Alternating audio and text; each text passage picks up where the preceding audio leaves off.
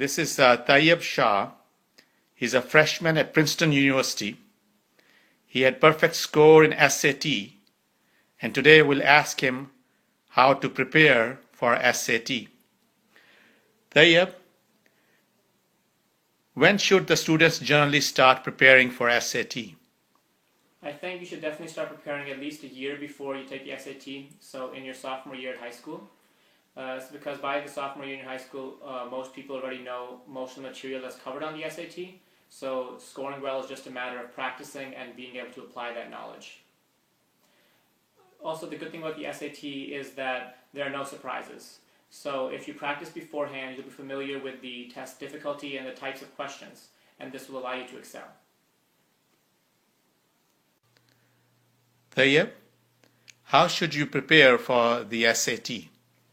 I think the first thing you should do is review all the material from a review book.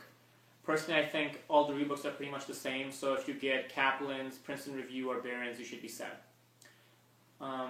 So for the math section, the content itself is not particularly difficult. It does not even cover all of Algebra 2, but College Board makes the questions a little bit tricky, so practice is key here. Also, each review book has a section which has the common tricks that occur on the math section. So you should definitely read these and understand the techniques to tackle these types of problems, and that will help you in the math section.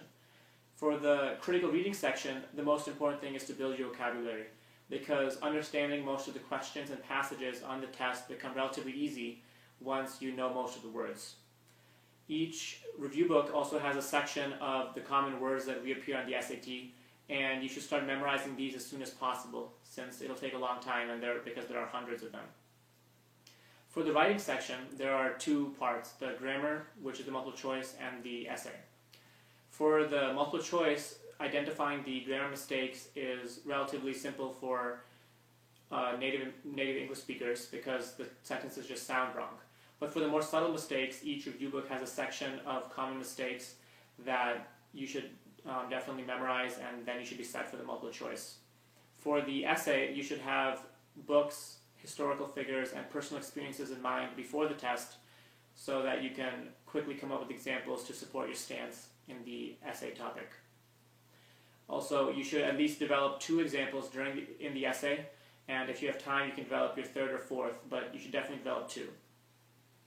And then after you do all of this, the next thing you should do is take a lot of practice tests. I recommend taking them from the official College Board book because that book actually has real past exams, so it'll give you the proper test difficulty and types of questions and give you a good feel for the test itself. And also remember, you should definitely take a couple of practice tests in one sitting because the SAT is a very long test, and if you take one section at a time, it won't give you the proper feel for the test at all.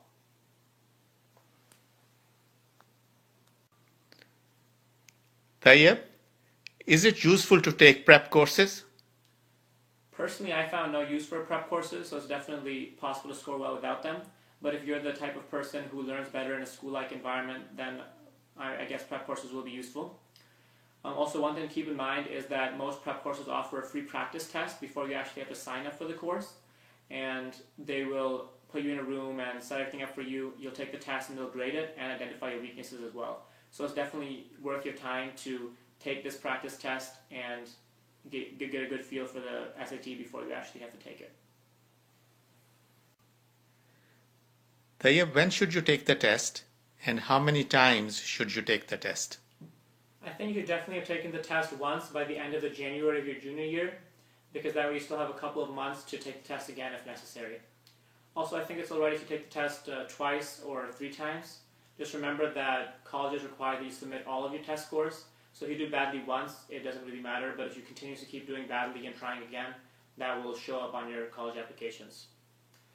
Also, you shouldn't have to take the test more than once or twice, because if you study well the first time, you'll be prepared for the test, know the test difficulty and types of questions, and you should do well the first time around. Tayyab, how important is the SAT in college admissions? The SAT is pretty important in college admissions, but it is not the only thing. So a bad score won't completely ruin your application, and a good score won't guarantee your admission anywhere. Your high school GPA extracurricular activities and college essays are equally as important. So you should definitely spend time and focus on those as well. Thank you so much, Tayyab, for giving us all this useful information.